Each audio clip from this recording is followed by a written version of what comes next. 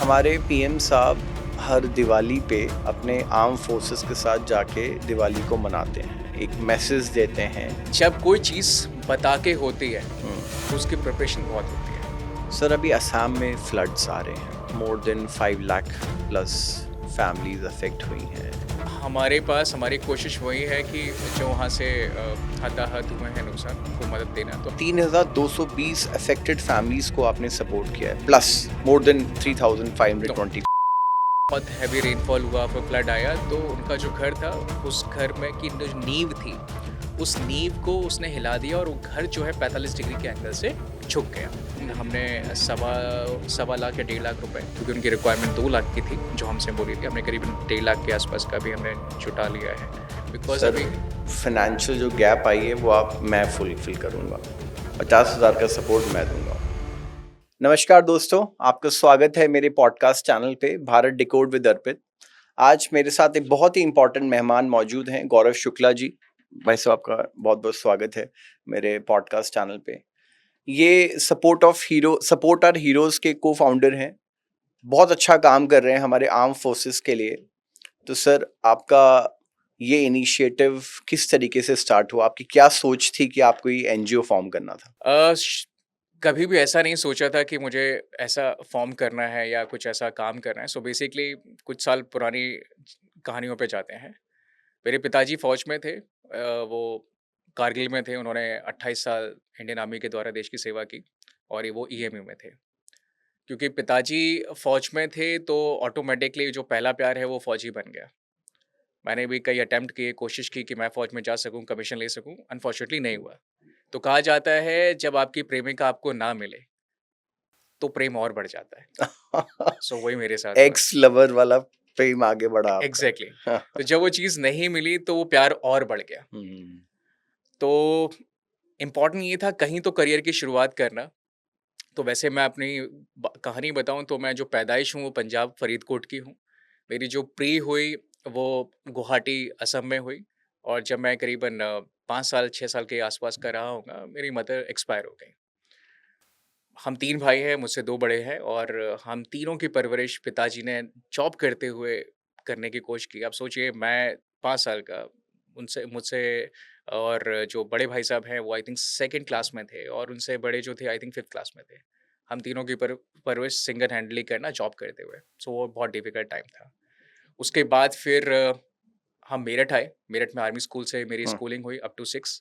फिर 7 to 12th मैं धौला कुआँ आर्मी स्कूल से पढ़ा। ग्रेजुएशन मैंने दिल्ली यूनिवर्सिटी से की और वो बाय चॉइस मैंने कॉरेस्पॉन्डेंस से की। उसका रीज़न ये था, पापा उस समय रिटायर हो चुके थे और उस समय जो आर्थिक जो तंगी थी वो ये थी कि सबसे बड़े को पढ़ाना ज़रूरी था, बिकॉज़ वो इंजीनियरिंग कर रहे थे और अ, घर में से पैसा उस समय लेना मुझे लगा कि सही नहीं है। तो मैंने कॉरेस्पॉन्डेंस से ग्रेजुएशन की और साथ ही साथ बीपीओ में काम किया कि कम से कम मैं अगर घर को पैसा दे नहीं सकता तो लूँ भी नहीं। और अपने खर्चे 12th के बाद ही मैंने निकाल स्टार्ट किए। 12th के बाद ग्रेजुएशन जब मैंने किया और बीपीओ में काम कर रहा था तो मुझे रियलाइज़ हुआ कि बीपीओ में भविष्य तो नहीं बना सकता। तो मुझे लगा नेक्स्ट क्या करना चाहिए, क्योंकि अब फ़ौज में भी नहीं हुआ था मेरा। मैं सीडीएस ट्राई कर चुका था, 3 अटेम्प्ट ट्राई कर चुका था। तो मैंने अपनी मास्टर्स किया जर्नलिज़्म में। तो I did my TV production, you can say masters in TV production broadcast and journalism. तो और फ़िल्म सिटी नोएडा से मैंने कुछ चैनलों में काम करना स्टार्ट किया। और काम करते-करते वहाँ पे भी समझ में आ गया कि वहाँ पे दादा आलम के ज़माने से एक परंपरा चली आ रही है, कट कॉपी पेस्ट। तो मैंने लाखों रुपए इसलिए खर्च नहीं किए थे कि कट कॉपी पेस्ट करूँ। मेरा मन है सड़क से किसी भी सेमी स्किल्ड को उठा लो, इंसान है वो तो जल्दी सीख जाता है। हम्म, तो एक दिन मुझे मेरी थोड़ी मेरे बॉस से बहस हो गई। उन्होंने कहा कि Gaurav, if you want to be creative यहाँ से मुंबई चले आओ, तुम्हारी यहाँ जगह नहीं है। एंड मुझे उस दिन एक्चुअल में रियलाइज़ हुआ कि मैं वाक़ई में यहाँ कर क्या रहा हूँ। और मैं पहुँच गया मुंबई। वाओ। जब मैं मुंबई वहाँ पे पहुँचा तो काफ़ी टाइम तक स्ट्रगल किया। मुंबई की एक ख़ासियत कही जाती है कि अगर आपको अपने मन का खाना और रहने की जगह मिल जाए, तो जॉब तो कहीं न कभी मिल ही जाएगी। तो मेरे साथ भी वही हुआ। सो वहाँ पे मैं as a assistant director, assistant casting director मैंने सावधान इंडिया में गया और वहाँ से मेरी शुरुआत हुई। मैं करने तो एक्चुअली बनने तो डायरेक्टर गया था, लेकिन beggars can not be choosers वाली बात है। मैं कास्टिंग में कभी नहीं आना चाहता था, लेकिन शुरुआत वहीं से हुई। हाँ हाँ, वाओ। सर तो आपका एक संगठन ये उन फौजियों, उन नारियों के लिए, वीर नारियों के लिए काम करता है जो पॉलिसी गैप की वजह से सफ़र कर रहे हैं। तो आप उस पॉलिसी गैप को कैसे फ़िल कर रहे हैं इस एनजीओ के थ्रू? अ, सी पिताजी फ़ौज में थे ना, तो मुझे कभी लगा नहीं कि फ़ौज में भी ऐसी कोई चीज़ छूट गई होगी जहाँ लोगों की मदद ना हो पाए। पिताजी आफ्टर रिटायरमेंट पेंशन मिल रही थी, तो समझ में सब लगता था सब अच्छा है। तो ये बात 2014 की है। हुँ, हुँ, मैं यहाँ पे छुट्टी पे घर आया हुआ था दिल्ली हुँ, मुंबई से, तो उस समय एक मुहिम चल रही थी OROP, one rank one pension. उस समय बड़ी शानदार मुहिम थी।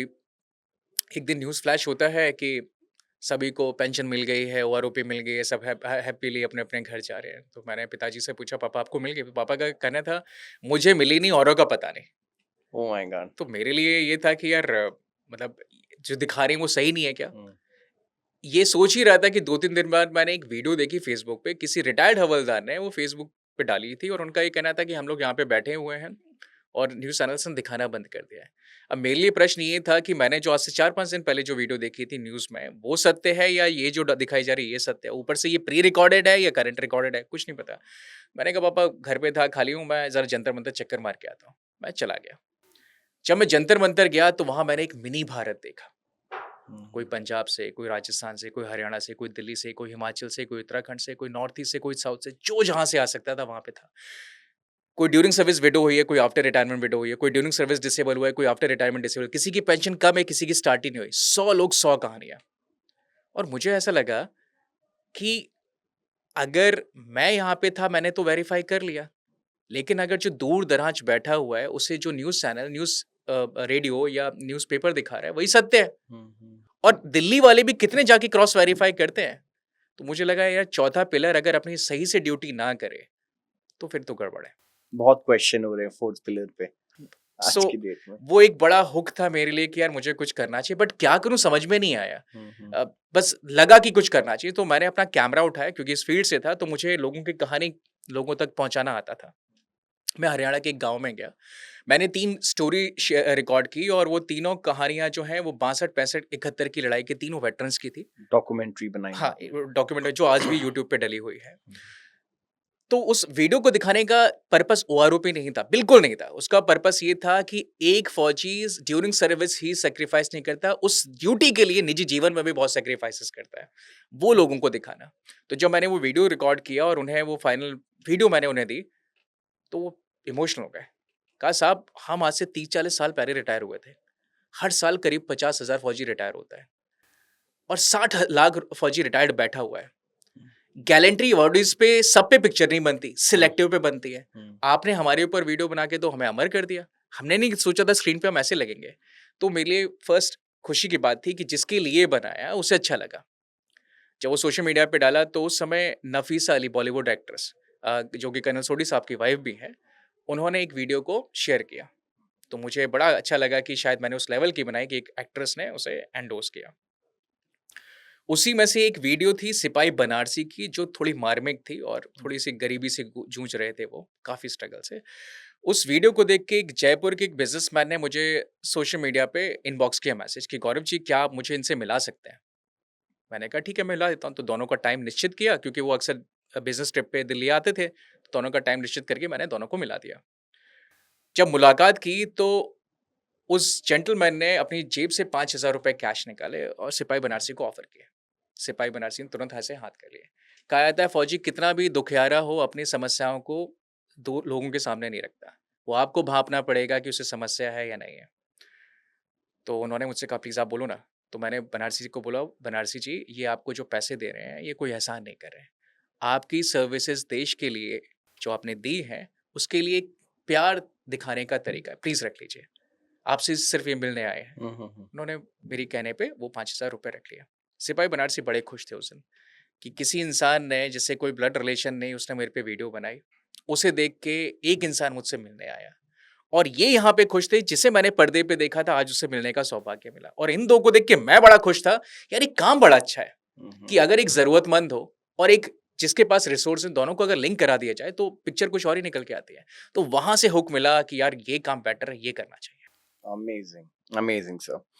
सर, हमारे पीएम साहब हर दिवाली पे अपने आर्म फोर्सेस के साथ जाके दिवाली को मनाते हैं, एक मैसेज देते हैं कि ये हमारी एक बैकबोन है, हमारे देश की रक्षा करते हैं, इसीलिए हम अपने देश में एक सॉवरिटी को फील कर पाते हैं।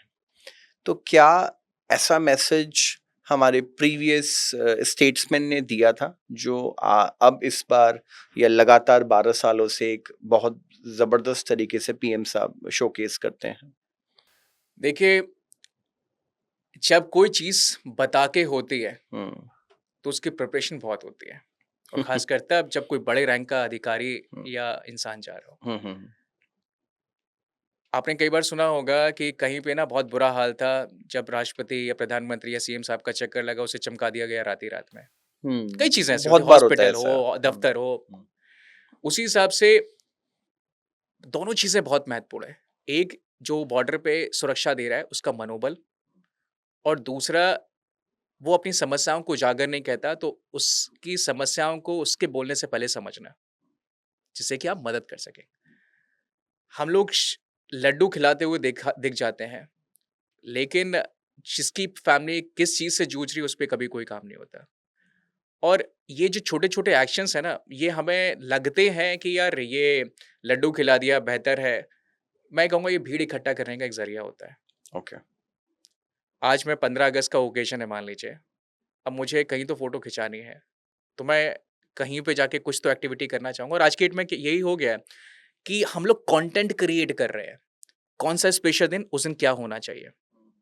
पहले बुढ़ापे में आज से कई साल पहले हमारे बूढ़े-बुज़ुर्ग कहते थे कि इस तरीके से सेवा करो, एक हाथ करे आप ही का, दूसरे हाथ को पता ना हो। कहते थे ना? उसका उद्देश्य क्या था? उसका उद्देश्य यही हाँ, था, कि हेल्प, निस्वार्थ। निस्वार्थ जब सेवा करनी आप ही को चाहिए। नहीं पता और आप ही उसे 10 लोगों के बीच में एक्नॉलेज नहीं कर रहे हैं, तो उसे निस्वार्थ कहते हैं। आज की डेट में क्या है? हम करेंगे इतना, ढिंढोरा पीटेंगे इतना। आज वो चल रहा है। मैं आपको एक लेटेस्ट केस बताता हूँ। ऐसा तो है नहीं कि इन फौजियों के का डेटा, जानकारी नहीं रहती है। ड्यूरिंग सर्विस भी रहती है, आफ्टर रिटायरमेंट भी वो जिला सैनिक के बाद रजिस्टर होता है। अभी का लेटेस्ट केस आपको बताता हूँ, ये है 26 जुलाई, कारगिल विजय दिवस, जो अभी हाल ही में निकला। संडे का दिन था, 7:30 बज रहे थे मॉर्निंग में। एक इंडियन एयरफोर्स से रिटायर्ड कॉर्पोरल सुबल सखा दास हैं। ये 71 की लड़ाई में थे, करीबन 13 साल की सर्विस की थी, और क्योंकि फौज में पेंशन पाने का एक नियम है, you should have at least 15 years of service to get the pension. 15 साल से पहले अगर आपको आना पड़ता है या भेज दिया जाता है, आपको पेंशन नहीं मिलेगी। तो इन्हें पेंशन नहीं मिलती थी, तो इन्हें हम अपने प्रोजेक्ट पिट्ठू के माध्यम से हर महीने राशन दे रहे थे, जब तक वो धरती पे जीवित है। So that is our commitment wow! कि तो जब तक आप हो, तब तक आपको मिलता रहेगा। प्रोजेक्ट पिट्ठू में पिट्ठू आप उन भूत किचन सप्लाईज का मंथली, ओह एग्जैक्टली वाओ! उन भूतपूर्व सैनिक और उनकी विडोज जिनकी 65 साल से ऊपर उम्र हो और आपको किसी भी तरीके की आय नहीं हो, तो आपको जिंदगी भर राशन मिलेगा। और राशन मतलब आटा चावल नहीं, आटा, चावल, सरसों का तेल, मसाले, चीनी, चाय पत्ती, मिल्क पाउडर, जो भी आपको चाहिए। So we have set the amount, आप किसी भी दुकान से जाके लीजिए। हम वो नहीं देंगे जो हम देना चाह रहे हैं, आप हुँ। हम वो देंगे जो आप लेना चाह रहे हो। सो हुँ। हम दे रहे थे। लास्ट ईयर इनके बेटे का एक ट्रेन हादसे में मौत हो गई। इकलौता बेटा था। तो उस समय से इन्हें थोड़ा झटका लगा और तबीयत और बिगड़ने लगी। करीबन अभी उनकी उम्र 82 के आसपास थी। उनकी बेटी मैरिड है, 50 साल उनकी बेटी की उम्र है। वो उन्हें देखने आई, क्योंकि अब सिपाही कॉर्पोरल सुबह सखा दास बेड पे आ चुके थे। लैट्रिन पेशाब सब बेड पे कर रहे थे। ये मानिए कंकाल है, कंकाल के ऊपर एक चमड़ी लगा दी गई है, बस। ये उनकी लास्ट फ़ोटो जो मैं आपको बता रहा हूँ, वो थी। डॉक्टर ने उन्हें देखा और डॉक्टर ने उन्हें दवाएँ रिकमेंड की, डायपर्स बताए और बोला लिक्विड फूड लें, क्योंकि खाना वो चबा नहीं पा रहे, स्वैलो नहीं कर पा रहे। मैंने उनकी बेटी से जब मेरी बात हुई, ये बात है 24 जुलाई की, 2026 की, अभी की लेटेस्ट की बात बता रहा हूँ। तो उन्होंने जब फ़ोन किया तो कहा कि पापा को दवा वो सब चाहिए सर, पैसे नहीं है। मैंने कहा कि मैं पैसे कुछ भिजवाता हूँ, आप फटाफट लीजिए। जो इससे पहले उन्होंने इसलिए फ़ोन किया था, सर एक पेनरी ग्रांट आता है, ये उन्हें मिलता है जो नॉन पेंशनर्स हों। सरकार की स्कीम है penury grant. It is just a kind of special fund या स्पेशल फेवर या ग्रांट जो उनको दिया जाता है जिन्हें 65 साल से ऊपर और पेंशन ना मिलती हो। It's a one time assistance? One time assistance साल में एक बार आएगा। ओके। एवरी ईयर आएगा, बट वन टाइम आएगा। ओह! इसकी कोई डेट निश्चित नहीं होती, इसका कोई महीना निश्चित नहीं होता। ये साल में कभी भी आ सकता है। हमारी सैलरी पेंशन का डेट निश्चित होता है, लेकिन पेनरी ग्रांट का नहीं होता। और अगर आपको ना भी दें इस साल, तो कोई परेशानी नहीं होनी चाहिए आपको, क्योंकि इसके लिए सरकार बाउंड भी नहीं है। सो एनीवेज़ उन्होंने पूछा, सर पैसे कब तक आएँगे? इस साल नहीं आए थे।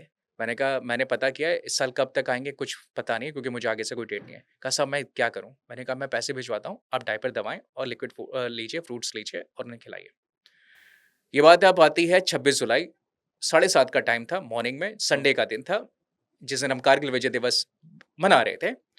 मैंने जैसे ही फ़ोन देखा, मैंने एक फ़ोटो देखी जो कि एक डेड बॉडी थी, और ये डेड बॉडी थी सुबल सखा दास की।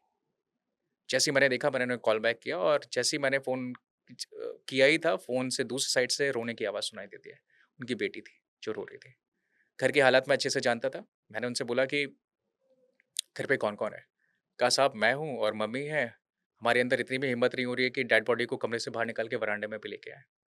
तो मम्मी उन्हीं के बगल में बैठी हुई है। तो आई वाज़ लाइक कि यार कोई ऐसी बात कह दे, क्या कहा कहा जाए? मैंने कहा कि लास्ट राइड के लिए पैसे हैं? कहा साहब आपने जो परसों भेजे थे ना, उसमें से 3 साढ़े 3 हज़ार बचे हैं। बाकी मैं उधार ले लूँगी आस-पड़ोस से। मुझे उस दिन इतना बुरा लगा कि एक फ़ौजी के लास्ट राइड के लिए, क्रियाक्रम के लिए भी आपको उधार लेना पड़ेगा। सीरियसली।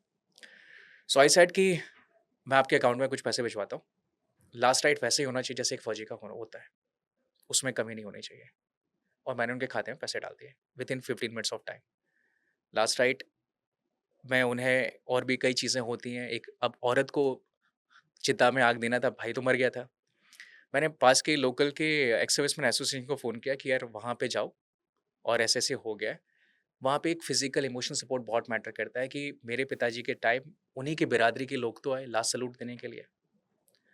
वहाँ पे कुछ लोग गए, लास्ट राइट में मदद किया। उसके बाद मेरे पास 28 तारीख को फ़ोन आता है। कहते हैं सर बस आपको थैंक यू बोलना था, उस दिन मैं बोल नहीं पाई। अगर आप नहीं होते ना तो उस दिन मुश्किल हो जाता। प्लस कुछ फ़ौजी भी आए थे, तो मुझे अच्छा लगा कि उन्होंने सैल्यूट किया। अब आप एक बात बताइए, संडे का दिन हो, मौत बता के नहीं आती। कितने समय होगी, कौन-सा दिन होगा नहीं बता के आती। इस समय में कौन-सा डिपार्टमेंट कितनी अर्ली काम कर लेता है? हमारी वर्किंग आवर्स होते हैं, बट सोशल वर्क में हमारे कोई सब वर्किंग आवर्स नहीं होते हैं। सो एक ही लेटेस्ट मैं आपको अभी की कहानी बता रहा हूँ। Very emotional, sir. I'm blank right now. I've done a really commendable job for this, sir. Seriously. सो हमारी कोशिश ये है कि हमारे लिए ये केसेस नहीं है, हमारे लिए कहानियाँ हैं, रियल स्टोरीज़ हैं, और जिस इंसान से हम फर्स्ट टाइम मिले थे, आज से 10 साल पहले, आज भी वो इंसान हमारे साथ है। उसी भाव के साथ जिस भाव से हम मिले थे, मदद की थी, वही भाव और प्यार आज भी बरकरार है। नॉर्मली हम क्या करते हैं, कोई इंसान जाएगा, कितना धक्का खा के आए किसी को नहीं पता। उससे कहा जाता है एक लेटर लिख दो, एप्लीकेशन लिख दो। वो 40 साल से धक्का खा रहा है, 40 साल की कहानी को वो एक पेज में तो नहीं लिख पाएगा। उसने 4, 5, 10 पेज अगर भर दिए, तो हम केस को नहीं पढ़ते हैं, उसकी ना थिकनेस को पढ़ते हैं। ये 10 पेज है, बाद में पढ़ूँगा। गवर्नमेंट एटीट्यूड तो यही है। राइट। अगर उसने 1 पेज में लिखा, तो यार 1 पेज में यार कहानी में दम नहीं है, इफेक्टिव नहीं है, हम मदद नहीं करेंगे। बंदा जाएगा, कहानी सुनने का समय नहीं, आपको लिखित में चाहिए। लिखित में अगर वो पेज ज़्यादा देगा, तो आप पढ़ेंगे नहीं क्योंकि पेज ज़्यादा है। 1 पेज में देगा तो मज़ा नहीं आया क्योंकि ये तो एप्लीकेशन सा लग रहा है, ये लेटर तो लग ही नहीं रहा है, इमोशन तो है ही नहीं। और सफिशिएंट नहीं है, वही बोल एग्ज़ैक्टली। देंगे। तो अभी सबसे बड़ी प्रॉब्लम ये होती है कि जब भी कोई फौजी और फौजी परिवार होता है ना, उसे आपसे ना मदद सेकेंडरी चीज़ है। सबसे पहले चाहिए कि आप उसके कंधे पे हाथ रख के उसकी कहानी सुनें, और एक सिर्फ भरोसा दें कि मैं तेरे साथ हूँ, ये बताओ कि क्या बात है? और फिर देखना आधी बैटल वो ऐसे ही जीत जाता है। सेकंड आता है मदद की बात। जो अगर अपनी श्रद्धा भावना से आप कुछ भी कर देंगे, मोर देन सफिशिएंट है, बिकॉज़ वो आपके साथ आया था ना, अपना दिल पहले हल्का करने के लिए। आपने सुना ना, और अगर आपने उसपे कुछ मदद भी कर दी थी तो ऐड ऑन हो गया। सर इसी चीज को मैं आगे बढ़ाना चाहूंगा। मिनिस्ट्री ऑफ डिफेंस का 12 साल में करीबन 1.25 करोड़ रुपए का बजट बढ़ा है। 4 लाख करोड़ से 5.25 लाख करोड़, 5.5 लाख करोड़ का बजट एक्सपेंशन हुआ है। Still I feel it's not enough. Still we are flying the flying coffins still in the airspace. Still we do not have that much ammunitions and artillery support to our land forces. आपको क्या लगता है, because इस पूरे bifurcation में अगर मैं देखूं 5.25 लाख करोड़ में majority of the funds are being shared with the pensions and salaries and still people are fighting like this, which you have shared the stories. So इसको कैसे हम लोग रेक्टिफाई कर सकते हैं? आपकी क्या एडवाइस है इस चीज को लेके?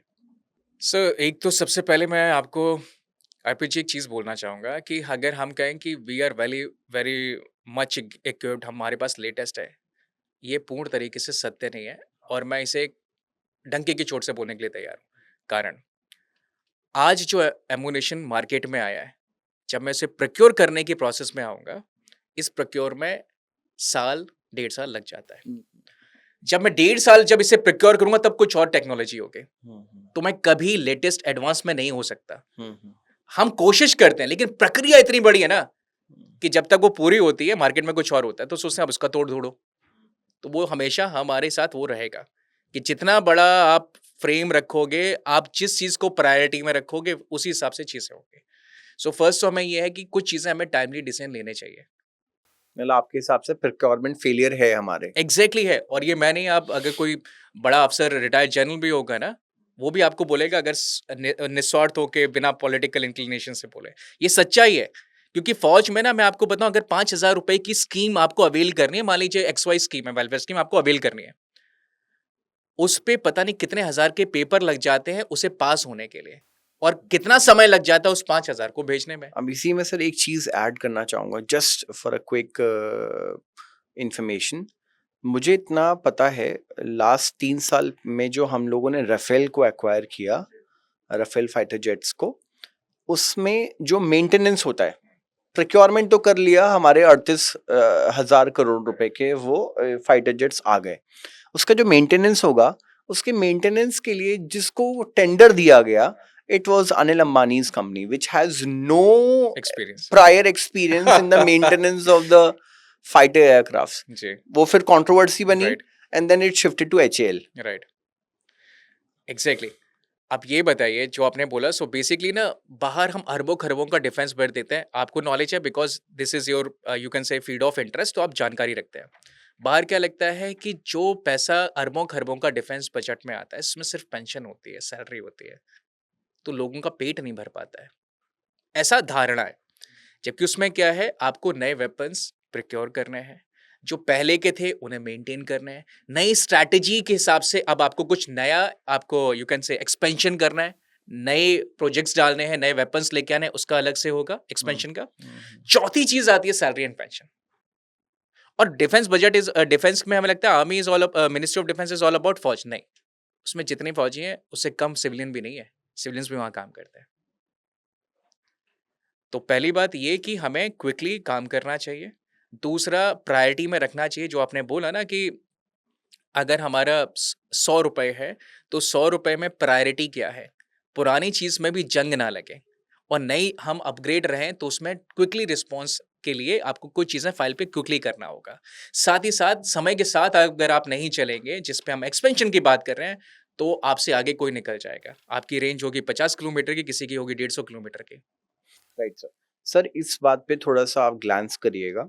आपने अभी बताया कि 50,000 हमारे आर्म फोर्सेस के सैनिक रिटायर होते हैं एवरी ईयर, और हमारे जो 1 रैंक 1 पेंशन है, उसके अलॉटेड बेनिफिशियरीज कितने हैं, if you have any idea? Obviously अभी अगर हम बात करें, 50 हर साल रिटायर होते हैं और करीबन 60 लाख रिटायर्ड फौजी बैठा हुआ है। 60 लाख बैठा हुआ है, तो 60 लाख को तो पूरा नहीं मिल रहा होगा जी, OROP। जी।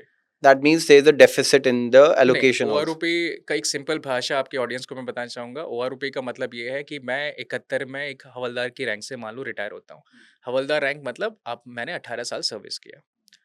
आज 2026 है। आज एक हवलदार रिटायर होता है, 18 साल की सर्विस करता है।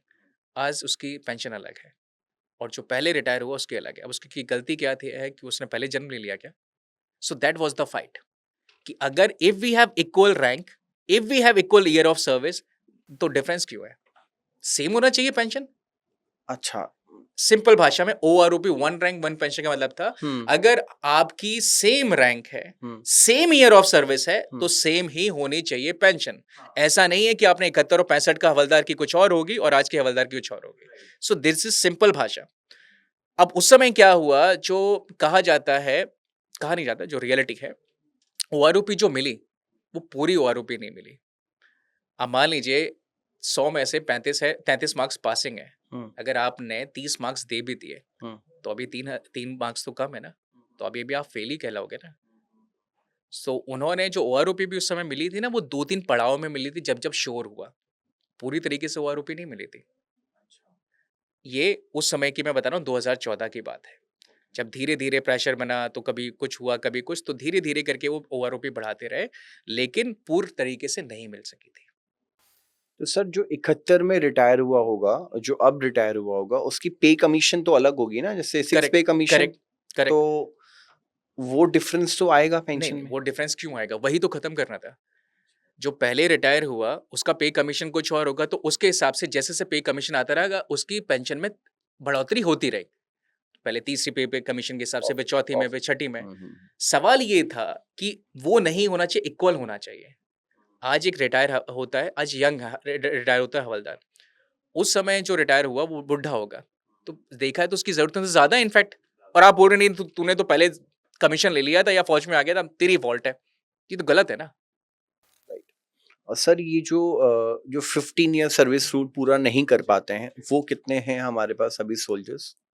अ, नंबर कुछ as such round off so figure. आप ओवरऑल जनरल बाहर की बात कर रहे हैं, या if you are talking about हमारी बात कर रहे हैं यूएन किसी? पीस कीपिंग फोर्सेस की बात नहीं कर रहा, जो हमारे सॉवरिटी में काम कर रहे हैं अभी। अ, यूएन पीस कीपिंग में तो I think we have 5000 soldiers allotted from India. हाँ तो सो बेसिकली अगर आप अभी करंटली वन उसकी बात करते हैं, नॉन पेंशनर्स की, सरकारी आंकड़े की बात करें, तो अगर मैं गलत नहीं हूँ, तो ये आंकड़ा आराम से लैक्स में है, और लैक्स में भी अंदाज़ा है कि 4 से 5 लाख के बीच में अंदाज़ा होगा, अंदाज़ा, 4 से 5 लाख। अंदाज़ा, मैक्सिमम। अभी मैंने आपकी वेबसाइट पे देखा था दैट, मैं गलत हूँ तो आप बताइएगा, 3220 अफेक्टेड फैमिलीज को आपने सपोर्ट किया है, plus more than no, 3520 plus 3050, 3050। 50। 3050 families को आपने सपोर्ट किया है who was actually struggling with financial traumas, and you have given the medical जी। Assistance. Amazing, amazing, great. Basically हर दूसरा जो नॉन पेंशनर है ना, उसका ज़रूरी नहीं है कि उसको मदद चाहिए ही है, क्योंकि मैंने आपको बताया उसकी कंडीशन है जैसे बाहर।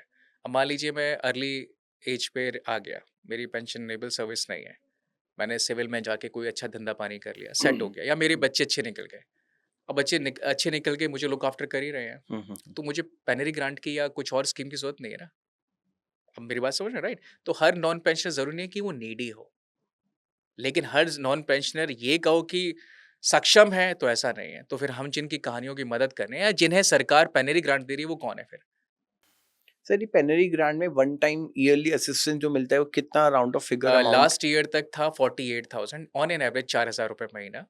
और ये नवंबर, आई थिंक नवंबर 2025 में उन्होंने एक रूल निकाला कि now it will be double. So अब उसे 96,000 एनुअली कर दिया है। तो एक एवरेज हो गया है 8,000 रुपये महीना। जो सबसे बड़ा इसका लूप होल है वो ये कि इसके लिए सरकार बाउंड नहीं है। इसका कारण बताता हूँ, कोरोना के टाइम में ये जो फंड आता है, ये जो मिलता है पैरे का, वो मिलता है arm forces flag day fund से। और okay. Arm forces flag day fund में जो पैसा आता है, वो आता है कॉर्पोरेट से, अलग अलग सीएसआर के तहत। तो उस समय मेरी मुलाकात हुई थी, जो DSW, department of ex serviceman welfare, उसमें एक आईएएस रैंक का सर्विंग ऑफिसर बैठता है, उनसे मेरी मुलाकात हुई थी, इसी के रिगार्डिंग बात की। तो उनका कहना है कि गौरव, का ये कहना था कि गौरव ऐसा है कि हमारे पास फंड्स ही नहीं आए, और जब फंड्स भी नहीं आए तो हम कैसे पे करेंगे, and we have so many schemes to execute, और हमें सबको देखना है। तो वहाँ पे कोरोना में 2-2 3-3 साल तक नहीं मिला था। मेरा सवाल ये था, आपकी कंडीशन क्या बोलती है किसे मिलेगा पैनरी? उसे मिलेगा जिसे कोई आय ना हो, 65 साल से ऊपर हो, तब हम देंगे। ऐसे में भी अगर आपने 2-2 3-3 साल तक नहीं दिया, तो सामने वाले को जिंदा बचने चाहिए क्या? उसे तो मर जाना चाहिए। पहले तो कंडीशन आप देखो, उसमें भी अगर आप 2-3 साल नहीं दोगे तो बचेंगे कोई?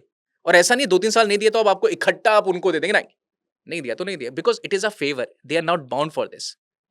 तो एक तो ये चीज़ है कि उसका जैसे सैलरी और पेंशन का समय निश्चित होता है, मैं तारीख नहीं बोलता, लेकिन आप मंथ तो या टाइम फ्रेम तो निश्चित कर सकते हैं। सामने वाले को भी तो पता रहे कब मिलेगा। दूसरा ये कि इसे भी फेवर ना करके काइंड ऑफ सरकार इसे अपने ऊपर एक ज़िम्मेदारी के तौर पे ले कि हमें मदद करना चाहिए। क्योंकि हर नॉन पेंशनर आपके पास पेनरी के लिए अप्लाई नहीं करता है या आपके हुँ, क्राइटेरिया में फिट नहीं होता। लेकिन जो हुँ। फिट होता है, वो सच में इसलिए फिट होता है क्योंकि नीडी है।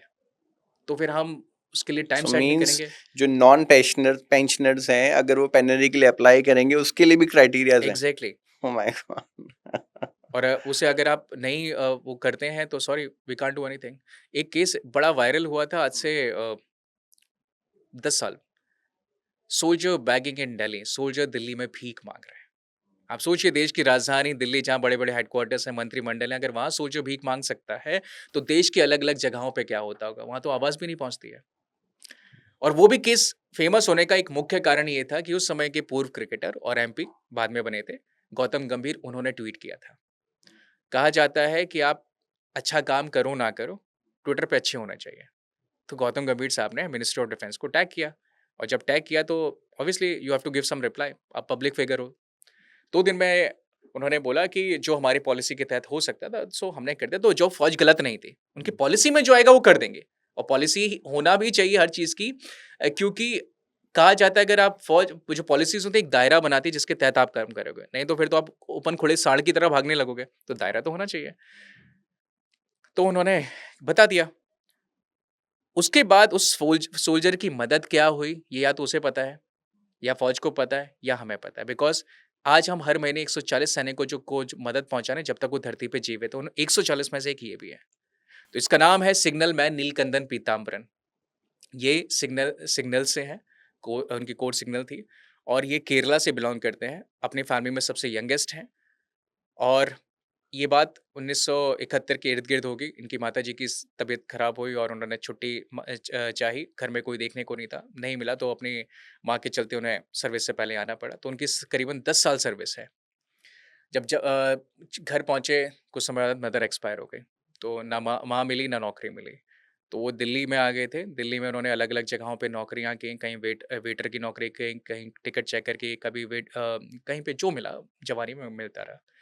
जैसे-जैसे उम्र बनी, तो बोझ होने लगे तो सामने वाले ने किक आउट कर दिया।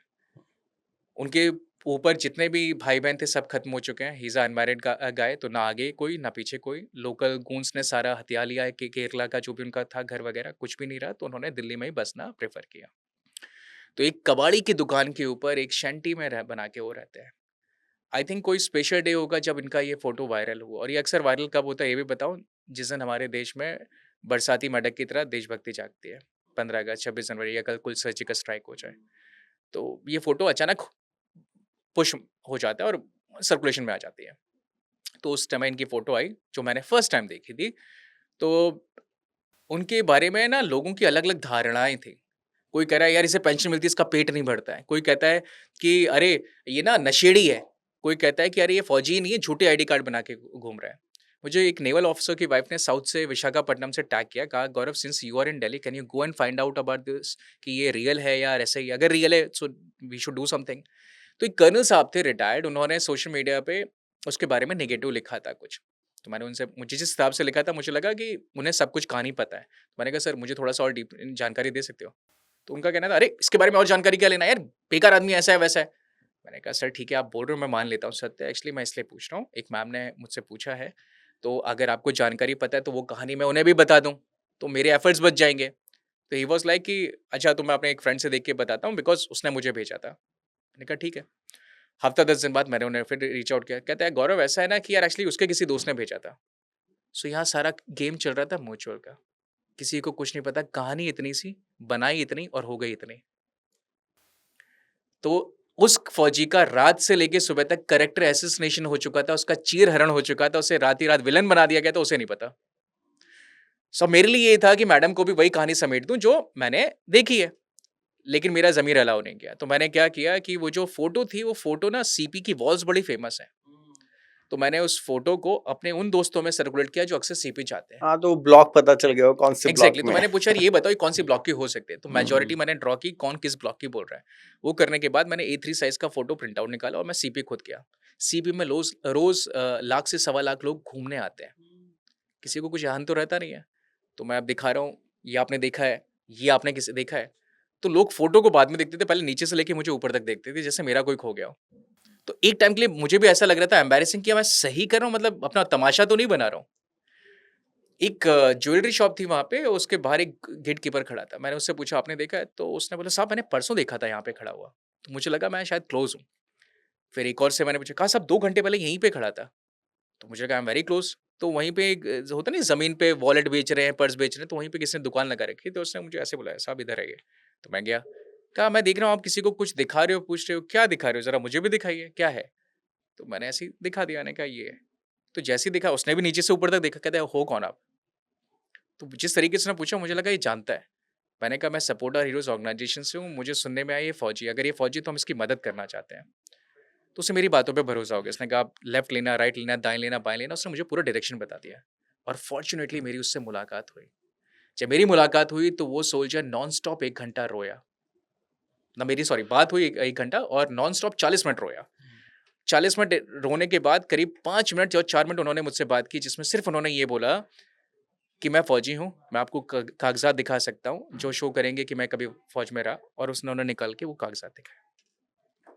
जब कागज़ात दिखाए और उनसे बात हुई, तो एक जो सत्य कहानी थी वो ये थी कि हाँ, उन्होंने दारू पी रखी थी। लेकिन उस सोल्जर ने दारू इसलिए पी थी कि he was in a serious depression. वो अपनी ज़िंदगी खत्म करना चाहता था, ना उससे कोई बात करने को, ना परिवार, ना कोई दोस्त, वो जी भी क्यों रहा है?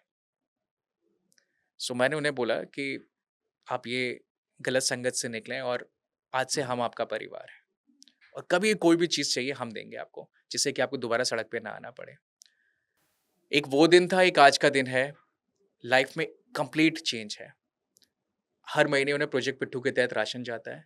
प्रोजेक्ट सेहत के थ्रू हर महीने दवाएँ जाती हैं। प्रोजेक्ट इंसानियत के थ्रू कभी कुछ भी XYZ कुछ भी चाहिए, चाहे पैसा हो, चाहे गैस भरवानी हो, चाहे कुछ भी चाहिए हो, वो प्रोजेक्ट इंसानियत मदद डिलीवर करते हैं। चाहे कपड़े चाहिए हों।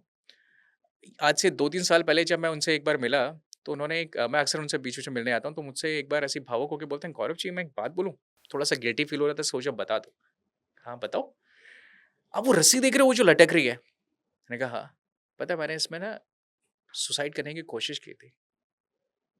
तो आई वाज़ लाइक कि क्या बात कर रहे हो? क्योंकि वो रस्सी मैं अक्सर देखता था, लेकिन मैंने उस नज़रिए से नहीं देखा। तो मैंने कहा, फिर क्या हुआ? कहा, फंदा टूट गया।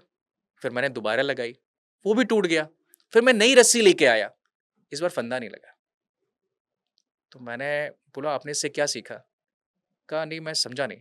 मैंने कहा, इससे ये है मतलब है कि अभी आपकी मौत पास में नहीं आई है। भगवान को चैलेंज मत करो, नहीं तो कोई ऐसी नस डैमेज हो जाएगी कि अभी आप फ़ोन कर लेते मैं आ जाता हूँ। नहीं तो आप बेड पे डले होगे, लैट्रिन पेशाब सब यहीं कर रहे होगे और देखने को कोई नहीं होगा। कहा, हाँ, सही कह रहे हो आप। फिर बोलते हैं कि अच्छा एक बात बोलूँ? मैंने कहा, हाँ। अगर मान लो कल मुझे कुछ हो जाता है तो कौन कैसे क्या करेगा? का मतलब ये था कल कल मैं मर जाता हूँ तो मेरी डेड बॉडी सड़ती तो नहीं रहेगी। मैंने कहा, भगवान करे आपको अच्छी उम्र दे, और फिर भी कभी ऐसा आता है तो आपके पास मेरा नंबर है। कहा, मैं एक्स सर्विसमैन कार्ड के साथ हमेशा पॉकेट में डाल के रखता हूँ। और वो देख रहे हो आप वहाँ पे मैंने एक चिप लगाई हुई, उसमें आपका नाम नंबर भी लिखा है। तो उसमें लिखा था गौरव शुक्ला सपोर्टर हीरोज़ और फ़ोन नंबर। तो मैंने कहा, जब भी ऐसा कुछ होगा लास्ट राइट मैं आपका करूँगा। उनके साथ आज एक पर्सनल रिलेशन है, वो सुबह एक्सरसाइज करते हैं, विवेकानंद की बुक पढ़ते हैं, टाइम्स ऑफ इंडिया न्यूज़पेपर पढ़ते हैं, एंड ज़िंदगी काटने की कोशिश कर रहे हैं। This is the real life example जहाँ पे मैं कभी सोशल जस्टिस अपने बच्चों को पढ़ाता था तो मैं एनजीओ का इम्पोर्टेंस बताता था कि NGO is a linkage between government and the beneficiaries and this is the real life example. Very very brave support to you, sir. You are doing a very very harmonious job to your life. Very nice sir. Very nice. uh, एक scheme मेरे अभी दिमाग में चल रही थी, प्रधानमंत्री सम्मान निधि योजना। उसमें क्या हुआ था सर कि जो हमारे मोर देन 85% जो फार्मर्स हैं, स्मॉल एंड मार्जिनल फार्मर्स, जिनका less than 5 acres of land है, उनको कुछ निधि as a support, financial support government उनको देगी। जी, तो रफली it was around I think in a quarter they will give 4,000, okay, है ना। तो द बेनिफिशियरीज जो अभी गवर्नमेंट रिकॉर्ड्स में है, ministry of farmers and agriculture welfare जो है हमारी ministry, ministry of agriculture and farmers welfare, उसमें करीबन 16 करोड़ फार्मर्स हैं। Into average size family size, एक फार्मर की फैमिली में 4 या 5 पीपल, तो we are comprising around talking about 80 crore people, roughly in 6.5 lakh villages according to census 2011. तो उसमें क्या मुझे फॉल्ट नजर आया, कहाँ पे हमारा एक वेस्ट पैसा जाता है? बाय एनी चांस उन्होंने ये चीज स्टार्ट की थी सर 2020 के अराउंड में 2021 आया, 22 आया, तो अब 24 में चुनाव थे, तो 23 तक कुछ फैमिलीज को टाइमली फाइनेंशियल असिस्टेंस मिल रही थी, उसमें से कुछ को नहीं मिली, तो उस पे मुद्दा उठा। तो गवर्नमेंट ने स्पेशली हर एक विलेज, हर एक तहसील ब्लॉक में स्पेशल एक स्क्रीन लगवाई, लाइव कॉन्फ्रेंसिंग करवाई, हमारे पीएम साहब बैठे हुए थे, online state bank of India से फंड ट्रांसफर हुआ, सारी चीजों में ऑनलाइन सबको दिखाया कि हम अभी फंड ट्रांसफर कर रहे हैं सभी के खातों में जो केवाईसी रजिस्टर्ड है। अब उन सब स्क्रीनिंग करके विलेजेस में, सारे तहसील्स में ये सब एग्जीबिशंस करके खर्चा कितना हुआ सर? 440 करोड़ रुपए। आप 18,500 करोड़ रुपए ट्रांसफर कर रहे हो by spending around 440 crore rupees. Was that useful? 440 crore रुपए हम लोग नॉन पेंशनर्स को दे सकते थे आराम से। और मैं कहना नहीं चाहता बिकॉज मैं पॉलिटिक्स से हमेशा दूर रहता हूँ। नहीं, मेरा ये गवर्नमेंट से सवाल है, मैं पॉलिटिकल पार्टी को तो नहीं, मैं ये बता रहा हूँ, मैं एड्रेस कहना ही नहीं कर चाहता, रहा। लेकिन हकीकत बता रहा हूँ, अगर ये फंड उन पे जाता तो ये तो आपका पॉलिटिकल बैंक बन ही जाता है कि भाई हम नॉन पेंशनर्स को किसी ने तो पूछा, तो वो तो ऑटोमेटिकली आपको प्रचार नहीं करना, वो खुद आपको वोट देने आते हैं, एग्जैक्टली, जो कि हम प्रचार में खर्च कर रहे हैं। मतलब ये कितना बड़ा फ्लॉ है ये। बिल्कुल बिल्कुल। मैंने आपसे शुरुआत में कही कि आज के डेट में ना हम दिखावे पे जितना खर्च हो सकते हैं वो करें। कई जगह पे अलग अलग हमारे मंत्री चेक डिस्ट्रीब्यूशन कर रहे होंगे फाइनेंशियल असिस्टेंस के नाम पे, 1,500 500 रुपए, उसका प्लग कार्ड बनता है। प्लग कार्ड बनता है ना, उसका खर्चा एक एवरेज कितना आता है? साइज पे निर्भर करता है। एक साइज में नॉर्मल आपको बता दूं, 500,000 रुपीज। 500 रुपए का, अगर कितना भी सस्ता हो, 500 रुपए का बनता है। आप मदद दे रहे हो 1,500 रुपए की, 500 रुपए तो आपके इसमें चले गए। ये वाकई मीनिंगफुल है। और अभी कहीं पे मैंने कहीं देखा था, शायद 500 रुपए का ही था और उस पे एक प्लग कार्ड मिल रहा था, सीएम साहब दे रहे थे एक जगह के। तो वो नियत उसकी नहीं है, वो तैयारी है चुनावों की, मदद की नियत नहीं है। ये राइट सबसे बड़ा प्रॉब्लम है। राइट सर, अभी असम में फ्लड्स आ रहे हैं, more than 5 lakh plus families affect हुई हैं, मोर देन 100 प्लस जाने गई हैं, तो क्या हमारी ऑर्गेनाइजेशन उनके लिए कुछ कर रही है, कुछ राइट। इनिशिएटिव किया सो है? अभी हमारे पास हमारी कोशिश वही है कि जो वहाँ से हताहत हुए हैं, नुकसान, उनको मदद देना। तो अभी मुझे कुछ वहाँ से केसेस मिले जिसमें हमारा एक प्रक्रिया रहता है। वो प्रक्रिया ऐसा रहता है कि सरकारी नहीं रहता, लेकिन रिकॉर्ड्स के लिए कुछ कागजात चाहिए होते हैं। तो हमें अभी कुछ केसेस मिले जिसमें से एक केस की मैं ज़िक्र करना चाहूँगा स्पेशली, बिकॉज़ उसके लिए हमने फंड्स वगैरह अरेंज कर लिया है। सो इनका नाम है नाइक चिंतामणि लोंगमॉय। ये है असम राइफल्स। असम असम असम से हैं ये, और दीमा हसाओ डिस्ट्रिक्ट से हैं। सो वहाँ पे अभी क्योंकि बहुत हैवी रेनफॉल हुआ, फिर फ्लड आया, तो उनका जो घर था, उस घर में की जो नींव थी, उस नींव को उसने हिला दिया और वो घर जो है 45 डिग्री के एंगल से झुक गया, कभी भी गिर सकता है। तो उसमें एक लंबा अमाउंट चाहिए था, तो उन्होंने हमसे बोला कि सर कुछ मदद हो जाएगी तो घर को वापस हम कर देंगे, नहीं तो पूरा टूटा तो फिर बहुत नुकसान हो जाएगा। तो अभी करीबन हमने सवा सवा लाख या 1.5 लाख रुपए, क्योंकि उनकी रिक्वायरमेंट 2 लाख की थी जो हमसे बोली थी, हमने करीबन 1.5 लाख के आसपास का भी हमने जुटा लिया है। और साथ ही साथ कोशिश ये है कि जो और केसेस वहाँ पे हैं उन सबको जो हमारे पास आए हैं उन सबको देखते हुए सबको इकट्ठी मदद डिलीवर करना। बिकॉज जब आप वॉल्यूम पे ग्राउंड पे मदद देना चाहते हैं एज कम्पेयर टू यहाँ से सिर्फ अकाउंट ट्रांसफर करना, दोनों में बहुत फ़र्क है। बंद एसी में अगर आप बैठे हो तो आपके लिए वो कागज केवल कागज एक केस है, जब ग्राउंड पे निकलते हो कागज नहीं, वो एक इंसान है, एक परिवार है, वो एक इमोशन अलग तो हो जाता है। आपको उन्होंने 2 लाख रुपए का जी। मांगा था, आपका 1.5 लाख 1.5 पूरा लाख हो हो गया। गया बिकॉज सर, अभी फाइनेंशियल जो गैप आई है वो मैं फुलफिल करूंगा, 50,000 का सपोर्ट मैं दूंगा उनको अरे आपकी थैंक यू तरफ सो से। मच, हाँ, थैंक यू सो मच। आप क्योंकि मुझे ऐसा अच्छा, आप इतना अच्छा स्पेशल कॉल्स कर रहे हैं, मैं आज ही आपके लिए ये व्यवस्था कराऊंगा और आप इसको पूरा करें उनके घर के ना अरे जो बहुत बहुत रिक्वायरमेंट है। शुक्रिया, मतलब मैं जी कहूँगा कि जी। आपने तो दिल जीत लिया मेरा आज। नहीं नहीं नहीं, बिल्कुल एक छोटा सा काम तो मैं भी कर ही सकता हूँ आपके लिए, है ना। मैं आपका मैसेज ज़रूर वहाँ पे दूँगा। Definitely sir, definitely sir. एक बहुत ही इंटरेस्टिंग चीज मुझे आपके इसमें प्रोफाइल में देखने को मिली कि आप एक 50 रुपए का नोट अपने पास हमेशा रखते हैं। उसकी क्या स्टोरी है? ये कहानी होती है मेरे शुरुआती दौर पे, जब सपोर्टा हीरोज़ एक केवल थॉट था, और मैं कहूँगा थॉट जो कि ब्लर था।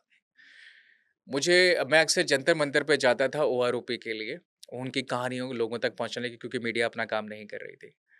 तो मैं जब वहाँ जाता था तो लोगों को लगने लगा जो दूर-दराज से कि गौरव भी उसका एक चेहरा है। हम्म, तो मुझे देहरादून से एक हवलदार, रिटायर्ड हवलदार ने मुझे एक केस भेजा, Shrimati Roshni Pandey, wife of late sniper Digresh Kumar Pandey. Sapper थे वो, सिग्नल्स के थे। उन्होंने मुझे वो केस दिया, इंजीनियर्स के थे। वो केस ऐसा था कि एक लेडी मनरेगा में दिहाड़ी मजदूरी करती थी, जिसकी 150 से 200 रुपए दिन की दिहाड़ी होती थी, और साल में 2 से 3 महीने काम मिलता था, और पेमेंट रोज नहीं मिलती थी, रोज हर मंथ नहीं मिलती थी।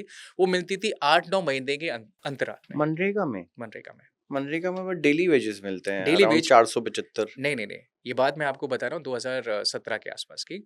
150 से लेके 200 रुपए दिहाड़ी थी दिन की, और रोज पेमेंट नहीं मिलती थी, तो 7-8 महीने बाद मिलती थी, हर महीने नहीं मिलती थी। और विच स्टेट सर?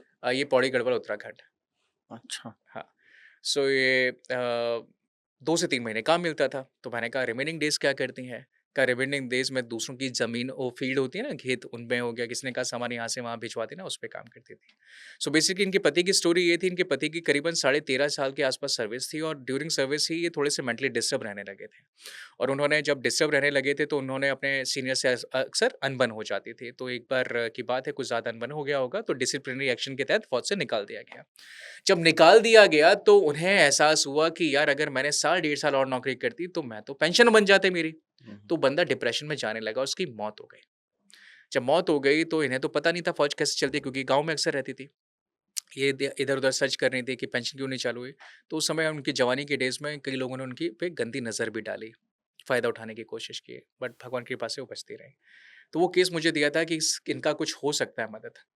तो वहाँ पे मुहिम में जो रिटायर्ड ब्रिगेडियर मेजर जनरल थे ओआरओपी के, तो उन्हों मैंने ये केस दिया कि सर इनकी कुछ मदद हो सके। तो उन्होंने कहा ये केस ना मेरे पास लेके आओ। तो मैंने कहा मैं ये यहाँ का नहीं है, ये पौड़ी गढ़वाल का है। वो यहाँ पे आएगी तो फिर हमारे लिए मजबूरी बन जाता है, फिर तो मदद करनी पड़ेगी। हम्म, अरे ऐसे कैसे मैं मान लूँ, कागज सबको नहीं होते, मुझे मिलना है सामने। मैंने कहा ठीक है, मैंने मुलाकात करवाई।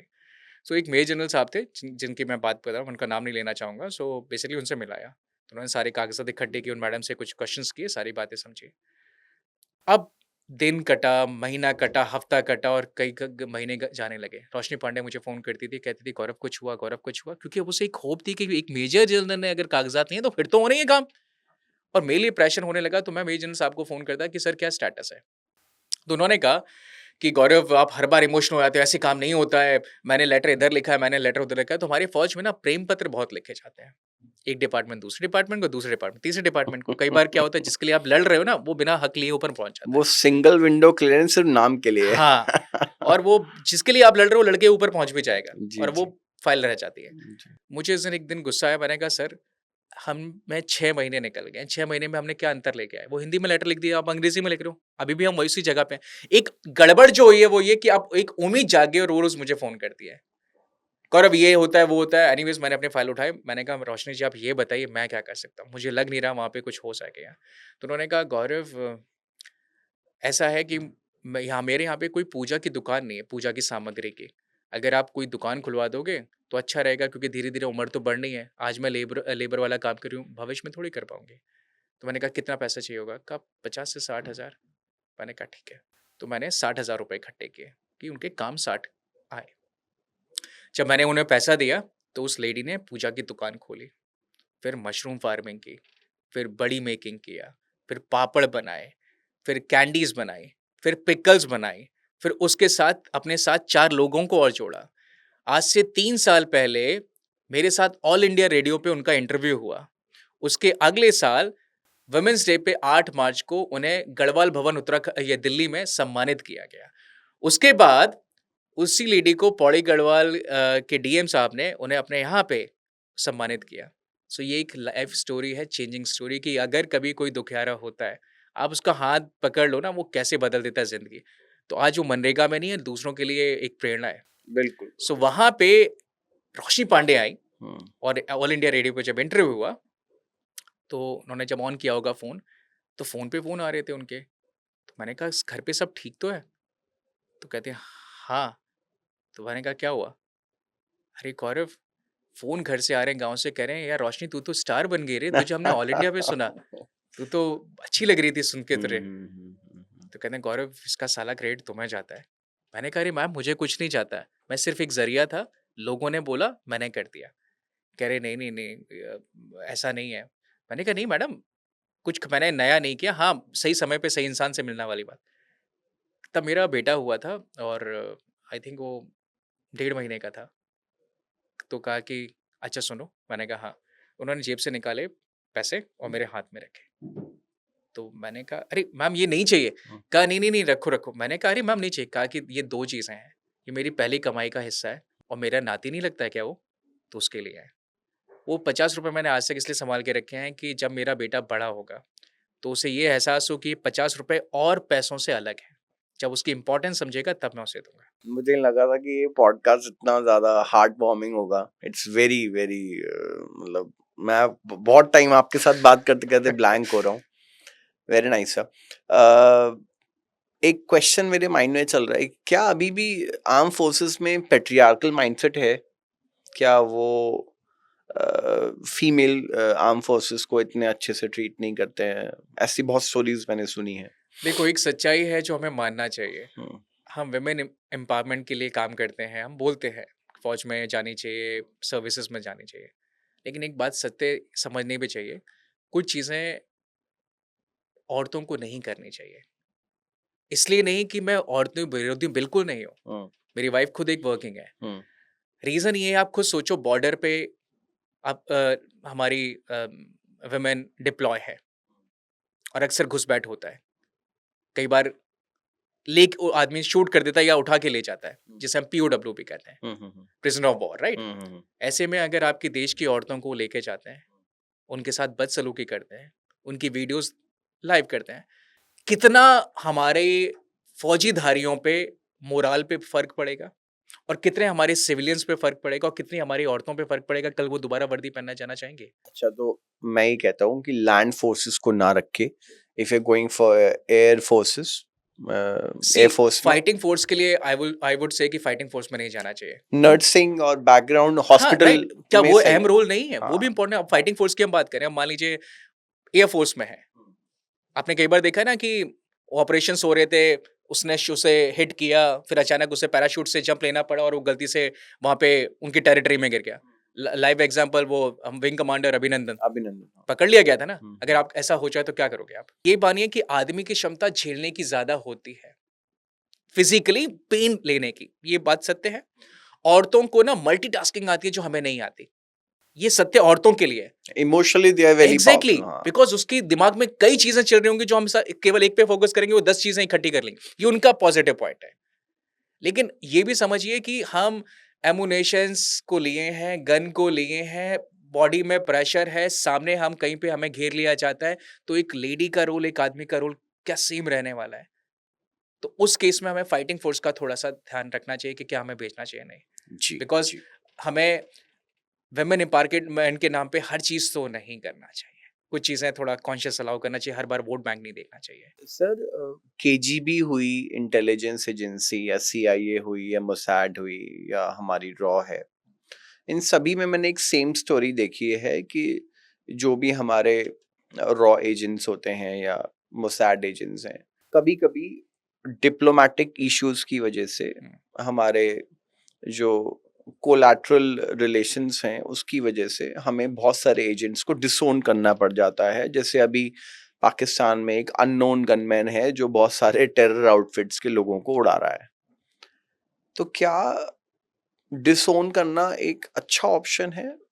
फॉर एग्जाम्पल लाइक हम कोई कॉवर्ट ऑपरेशन कर रहे हैं, कोई क्लासिफाइड मिशन कर रहे हैं, उसमें कभी भी किसी भी हमारे आर्म फोर्सेस के पर्सनल्स को कोई गैलेंट्री अवार्ड या परम चक्र या वीर चक्र नहीं मिलता, जी रिकॉग्निशन ही नहीं मिलती, बिकॉज जी this is a classified mission. जी तो क्या इन सब चीज़ों में कुछ रिवैम्पिंग होनी चाहिए? डिसोन करना एक बहुत बड़ा प्रॉब्लम है, बिकॉज मैंने वाटरशेड वॉर ऑफ 1967 चाइना के साथ देखी है, मतलब पढ़ी है उसके बारे में, इंडिया वर्सेस चाइना।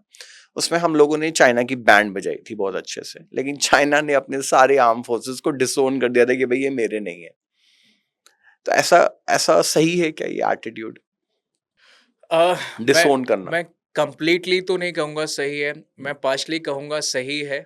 रीज़न ये है कि आपने अक्सर सुना होगा या कभी-कभी सुना होगा, हर इंसान ने उसके बारे में नहीं सुना, ये एक हमारे स्पेशल फ्रंटियर फोर्स है, एसएफएफ, ये नेपाल एसएसएफ, वाले ना? राइट। सो बेसिकली नेपाल वाले नहीं, तिब्बत वाले। हाँ, सो 62 वो मतलब तिब्बत वाले हैं, लेकिन हमारी बॉर्डर जो है हाँ, वो सो बाद उसको। में वो हमारे गोरखा आए हम्म उसमें। शुरुआत वहीं से हुई थी 62 वॉर जब हुआ, तो उसके बाद हमें एहसास हुआ कि कुछ करना चाहिए। तो हमारे जो तिब्बतन रिफ्यूजीज थे, दलाई लामा आए थे, है ना? तो वहाँ से तिब्बतन ने इंडियन एयरफोर्स ज्वाइन करना चाहा। सो स्पेशल फ्रंटियर फोर्स हमने स्टार्ट की, बिकॉज़ जिस ज्योग्राफिकल एरिया से वो आते हैं, वो ऐसा है कि वहाँ पे हम भारतीय सर्वाइव नहीं कर सकते, और अंदर घुस के मारने वाले उनसे बेहतर कुछ हो नहीं सकते हैं। हम्म बाद में गोरखा भी उसमें सम्मिलित हो गए, तो हम्म बेसिकली अब तिब्बतन और गोरखा, जो आप नेपाल की बात कर रहे हैं, वो हम्म। मिलके कर रहे हैं। वो और आई थिंक सशस्त्र सीमा बल में भी वो लोग हैं कुछ, या अ, नहीं, बेसिकली इन्हीं दो को का योगदान ज़्यादा कहा जाता है, और अच्छा। रॉ के भी जो जाते हैं ना, वो कहीं न कहीं इन्हीं में से सेलेक्ट किए जाते हैं, क्योंकि ये बाहर नहीं आते। लेकिन ये these are the silent warriors. इन्हें पीवीसी नहीं मिलता, एमवीसी नहीं मिलता, जो आपने बोला, वीआरसी नहीं मिलता। लेकिन ये बात से मैं बिल्कुल आपसे सहमत हूँ कि उन्हें कुछ ही इस तरीके से उन्हें उपाधि या उनके देश के लिए जो सर्विसेज़ दी, उसे एक्नॉलेज तो करना चाहिए। करना चाहिए। क्योंकि सबसे बड़ा त्याग वो होता है जब आपको सामने से पता हो कि आपके मरने के बाद या आपके काबिले तारीफ़ काम करने के बावजूद आपके एफर्ट्स को पब्लिकली एक्नॉलेज नहीं किया पाएगा, आपको मंच नहीं मिलेगा, आपको माइक नहीं मिलेगा, और अपनी बात कहने के लिए तालियाँ सुनने को नहीं मिलेंगी। तो भी आदमी अगर चूज़ करे, तो उससे बड़ा बलिदान तो कुछ हो नहीं सकता। तो कहीं न कहीं उनके एफर्ट्स को किसी न तरीके से तो एक्नॉलेज करना चाहिए। वो राइट अनसंग नहीं रहने चाहिए। Right sir. सर अभी हमारे आईबी डायरेक्टर रिटायर हुए। मेरे को एक्सपेक्टेड था कि तपन साहब अभी 1 साल का और एक्सटेंशन लेंगे, पर हमारे शाह साहब ने उनको अलग कर दिया, मतलब रिटायर कर दिया। महेश दीक्षित जी आए हैं अब आईबी में, इंटेलिजेंस ब्यूरो में, और रॉ में तो पराग जैन साहब सीनियर आईपीएस ऑफिसर है, वो वर्क कर रहे हैं। तो मेरे को ये पर्सनली फील होता है कि ऐसी इंस्टीट्यूशंस में हुँ, दखलंदाजी ज्यादा नहीं होनी चाहिए बिल्कुल, गवर्नमेंट की, बिल्कुल, उनको फ्री हैंड देना चाहिए। बिल्कुल। जैसे अभी जो मेरे को पर्सनली फील होता है, बहुत सारे हमारे जो बॉर्डर एक्टिंग फोर्सेस हैं उनको फ्री हैंड दिया हुआ है with all the special powers, कि आपको आईटीबीपी को भी स्पेशली, कि भाई कोई सिचुएशन आए, डू नॉट वेट। बट ऐसा अभी 2020 में जब फिंगर 5 तक आ गया चाइना, तो ऐसा हुआ? डीजीएमओ ने परमिशन ली राजनाथ सिंह साहब से कि हमें अब क्या करना है बताइए, they are encroaching towards us, it's escalation. पर उन्होंने कहा मैं आपको अभी रिप्लाई करता हूँ। इस पे बहुत बड़ा इशू, आपको पता है, बिल्कुल, पार्लियामेंट में बिल्कुल, बिल्कुल, डिस्कशन सही हुआ। कहा आपने, सही कहा। हम मैं 2019 तक ब्लाइंडली ट्रस्ट कर रहा था हुँ। हमारी गवर्नमेंट पे जी। कि सब कुछ एट पार है। हुँ, but right now even it is not at par, and even op Sindoor में हमने ये देखा कि मीडिएशन करने के लिए ट्रम्प चिल्ला रहा है that I did the mediation, और इंडिया चाइना में, इंडिया और पाकिस्तान में एक न्यूक्लियर बॉम्ब जैसी चीजों को एक्टिवेट किया जाता है डिस्कशंस में। क्या कहना है आपका इस पे? जो आपने बोला, मैं एक-एक बात, एक-एक शब्द आपका बिल्कुल सही है, कि पहली बात, फ़ौज के ना या वर्दी वालों के ना टेरिटरी में अपना हाथ मत डालें, नहीं तो हाथ जल जाएँगे। उनका काम उनसे बेहतर कुछ हो नहीं सकता। हमारे देश का दुर्भाग्य ये है कि आपने पढ़ाई मान लीजिए की है आर्ट्स में, आपको बना दिया जाता है डिफेंस मिनिस्टर। उसके बाद हो सकता है फाइनेंस डिपार्टमेंट आपको दे दें, हो सकता है होम मिनिस्टर आप बन जाएँ, कल आप एग्रीकल्चर मिनिस्टर होंगे, और कल आप प्रधानमंत्री भी हो सकते हैं। ये उसको दिया जाता है जो पूरा देश चला रहा है, और ऊपर से इतने बड़े आबादी वाला देश। वहीं से आप एक जब चपरासी की नौकरी के लिए अप्लाई करते हैं, तो आपको रिटेन देना है, फिजिकल देना है, अलग अलग टेस्ट देने हैं। तो क्या इनकी कैपेबिलिटी नहीं होनी चाहिए? सो यहाँ हम कैपेबिलिटी नहीं देखते, यहाँ ये देखते हैं कि जिसने ज़्यादा शोर किया उसे नेता बना दिया, उसे वो पोर्टफोलियो दे दिया। और जब वो ऐसी चीज़ों में इन्वॉल्व होता है, जब उसे अपने ही फील्ड का ज्ञान नहीं है, वो दूसरे फील्ड में जब अपना दिमाग लगाता है, एक्सपेरिमेंट करता है, तो नुकसान होता ही है। आपने याद है आज से शायद 6-7-8 साल पहले एक मेजर साहब थे, उन्होंने उन्हें कश्मीरियों ने जिस इलाके में थे घेर लिया था, उन्होंने बोनेट पे एक को बिठाया, है ना? उसकी कहानी क्या निकल के आई थी कि उसके उन्होंने ह्यूमन राइट्स वाले आ गए थे। फिर सुनने में आया इसी सरकार ने उन्हें सम्मानित भी किया उस कार्य के लिए, सूझबूझ के लिए। United Nations human rights commission भी इन्वॉल्व हाँ, हो गई थी वो हो इसमें। गए थे। और फिर इसी सरकार ने उन्हें सम्मानित भी किया कि बहुत सूझबूझ दिखाई। बाद में पता है उसी ऑफिसर के खिलाफ कार्रवाई भी हुई थी, इसी सरकार ने की थी। और मैं इसलिए बोल रहा हूँ, वो जो मेजर था, उसके नीचे जो बंदा था, वो मेरा अभी भी वो सर्विंग है, ही वाज़ माय फ्रेंड। तो कार्रवाई एज इन कोर्ट मार्शल हुआ, जाँच बैठी, क्यों हुआ, कैसे हुआ? तो हमने इंक्वायरी। सम्मानित क्यों किया? सम्मानित का मतलब आपने अच्छा काम किया है। आप सबके सामने क्या दिखाते हो कि आपके एफर्ट्स को, एक्नॉलेज को, सूझबूझ को वो किया रहा है, रिकॉग्निशन राइट? उसके बाद आप जाँच करवाते हो, कोर्ट ऑफ इंक्वायरी होती है, उस बंदे के बारे में जाँचें होती हैं, क्यों होता है? पहले या तो करवा लेते, फिर उसके एफर्ट्स को देखते। एक ही इंसान, एक ही सरकार 2 पहलुओं पे कैसे चल सकती है? दूसरी बात, हम बात करते हैं हमें फ्री हैंड मिला हुआ है, सब कुछ करने का मिला हुआ है। मणिपुर के हालात देखे आपने? अब न्यूज़ चैनलों ने दिखाना बंद कर दिया, तो क्या आपको लगता है कि हालात बिगड़ गए हैं? ये जो आग लगना स्टार्ट हुई थी आज से 3 साल पहले डिस्ट्रिक्ट चूरा-चाँदपुर में, फिर ये गई डिस्ट्रिक्ट कांगपोकी में, फिर ये गई डिस्ट्रिक्ट चंडेल में। हम फॉर्च्यूनेटली तीनों डिस्ट्रिक्ट में काम कर रहे हैं तब से जब शांति थी वहाँ पे। अच्छा, वहाँ your organisation is working there also. Yes, okay. So वहाँ पे भी आइडेंटिफाई इनिशियली मतलब नॉन पेंशनर जिन्हें हम मंथली दवा, राशन और भी तकलीफें हैं वो देते हैं। उसमें एक गाँव का गाँव जला दिया था, ये कांगपोकी की बात बता रहा हूँ। जिसमें एक हमारा जो नॉन पेंशन था जिसे मंथली राशन देते थे, उसका घर भी जल गया।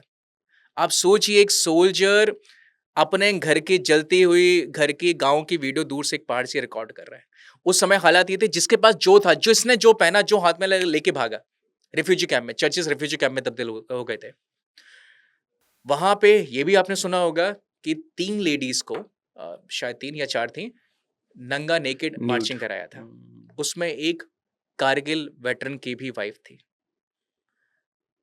हम उसी के इर्द-गिर्द हम फ़ौज से संबंधित कोई एक फंक्शन मना रहे थे, सेलिब्रेट कर रहे थे। कितना मोरल हाई हुआ होगा सोल्जर का जो कहता था, कल मैं अपने देश के लिए खड़ा हूँ बॉर्डर पे। वो सोचिए कितना खुश उस दिन हुआ होगा ना कि जिसने अपनी बीवी की इज़्ज़त नहीं बचा पाई।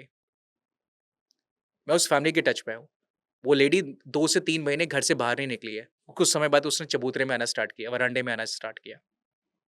वो बहुत सीरियस डिप्रेशन, ट्रॉमा में थी और कैसे नज़र मिला ले उससे जिसके सामने सबके सामने वो नेकेड घूमी हो।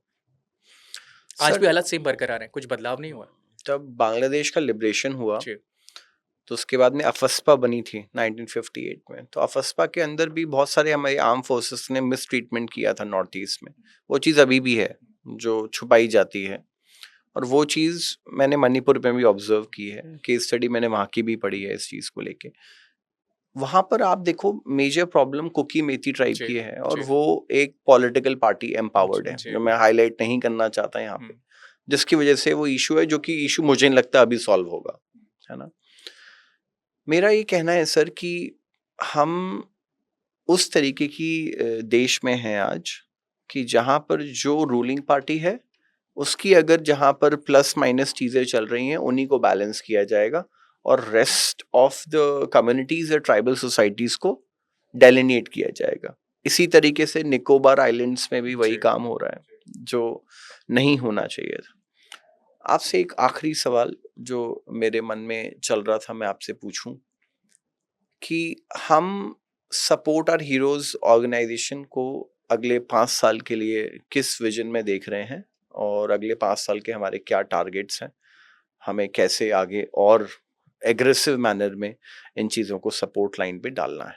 हमने आज से करीबन 10 साल पहले कभी नहीं सोचा था कि जो ये जर्नी इस तरीके से रहने वाली है। तो हमने शुरुआत की थी एक राज्य के 2 बेनिफिशियरी से। आज हम 22 से ज़्यादा राज्यों में काम कर रहे हैं और इस 10 सालों में हमने करीबन 350 की लोगों की मदद की और हर महीने 140 से ज़्यादा लोगों की मदद दे रहे हैं। हमने ग्राउंड में काम करते-करते प्रोजेक्ट डिसाइड किए कि क्या होगा, क्योंकि नीड्स नहीं पता था शुरुआत में। तो नीड को आइडेंटिफाई किया, देन वी मेड 6 प्रोजेक्ट। ये 6 ऐसे प्रोजेक्ट हैं और रामबाण हैं और ब्रह्मास्त्र हैं कि कल या आज कभी भी कोई सैनिक खड़ा होता है ज़रूरतमंद, उसकी नीड कहीं न कहीं इन प्रोजेक्ट में समा जाएगी।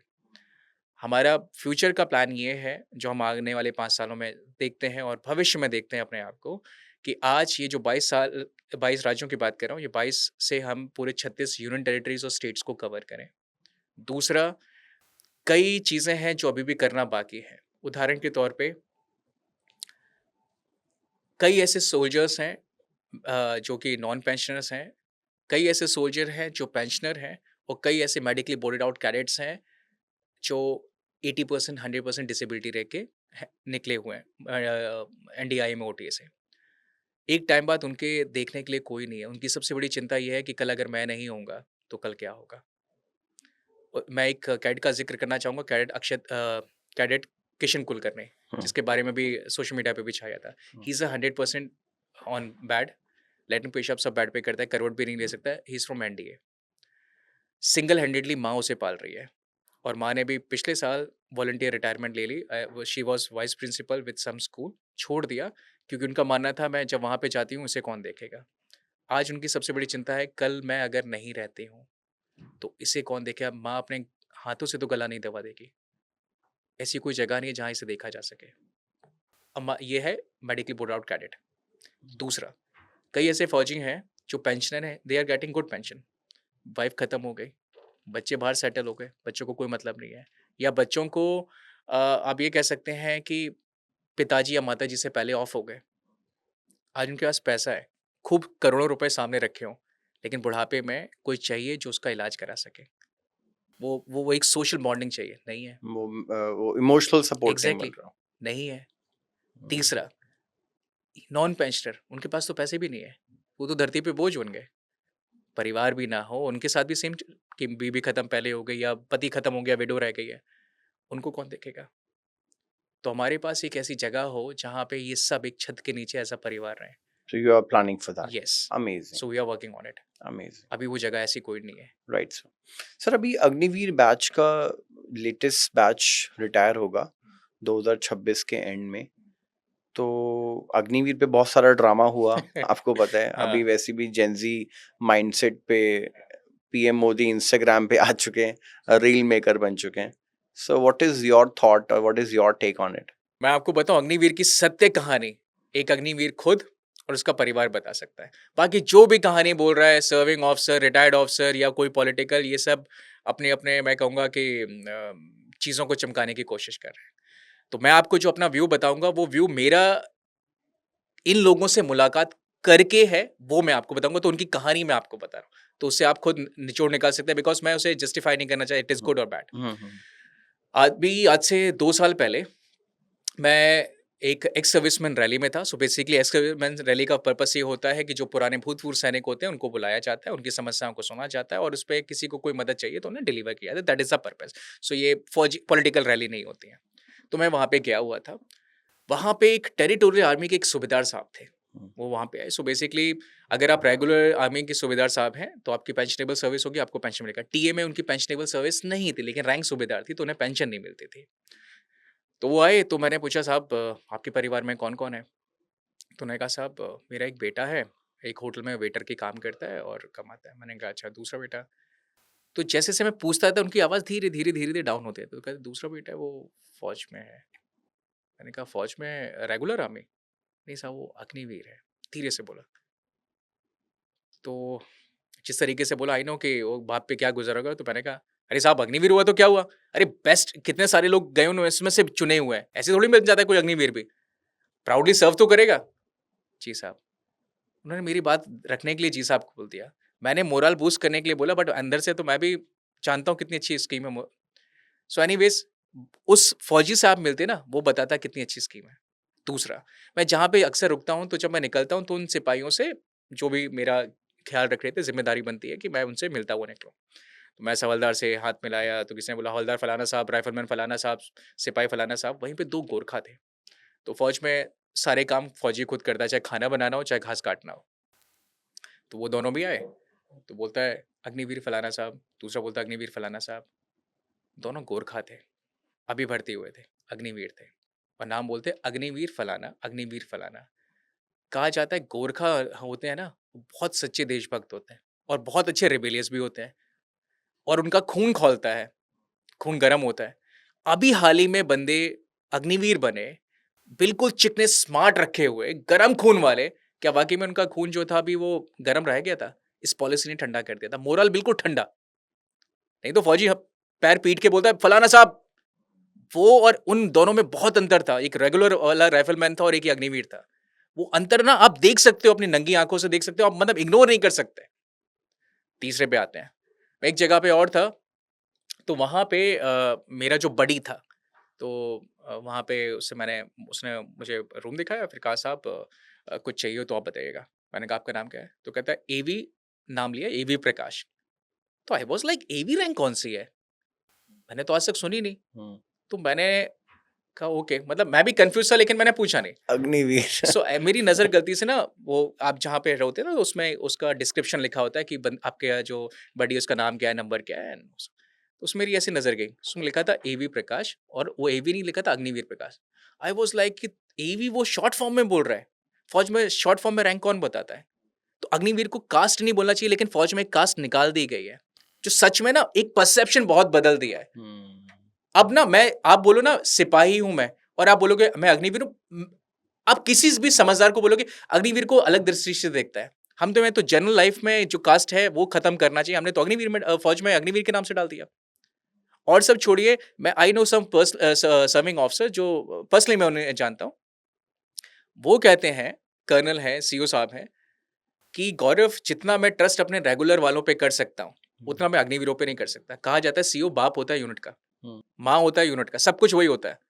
जब वो अपने बच्चों में अंतर कर रहा है, वो अपने बच्चों में कॉन्फिडेंस फील नहीं कर रहा, तो बाहर क्या करना है? फौज में आप जब तक वर्दी में हो, आप गलत को गलत, सही को सही नहीं बोल सकते। यही उसकी डिसिप्लिन है, यही उसका रूल रेगुलेशन है। लेकिन रिटायरमेंट के बाद आपके व्यूज बदलते हैं, तब आप कुछ भी कहें। सो ये चीज मैं आपको वो बता रहा हूं जो मैंने ग्राउंड पे फील की है, देखी है।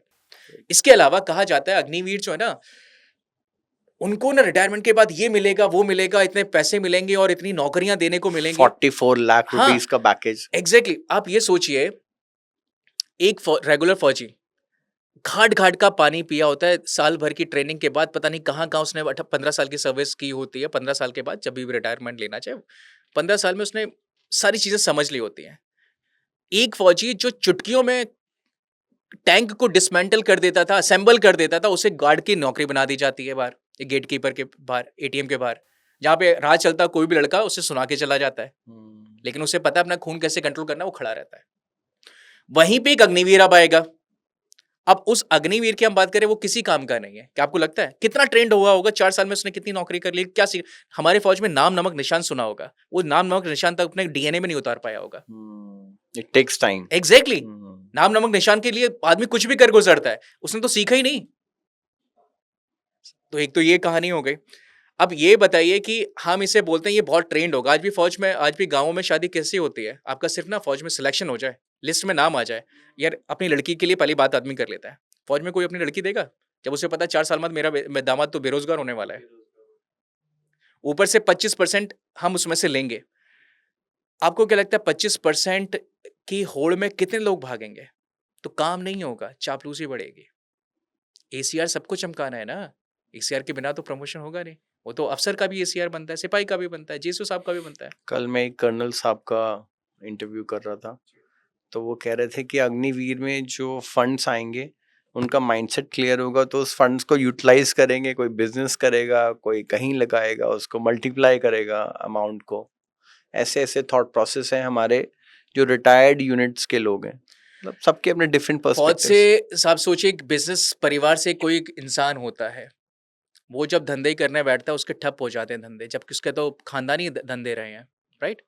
ये एक अग्निवीर जो गांव से आया, अफ़सर होता तो अफ़सर बनता ना, लेकिन वो गाँव हुँ, से आया तभी हुँ, अग्निवीर बना। हुँ। वो गया, उसने 4 महीने की ट्रेनिंग ली, च दो और उसने 4 साल की नौकरी की, उसे बाहर भेज दिया था पैसों के साथ।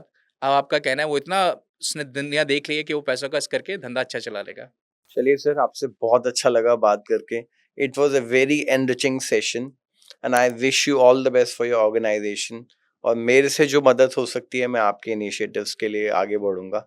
आपसे टच में रहूँगा and please do support our NGO, our support our heroes and wish you all the best sir. Thank you so much, thank you thank you so so much. Much, thank you so much for coming.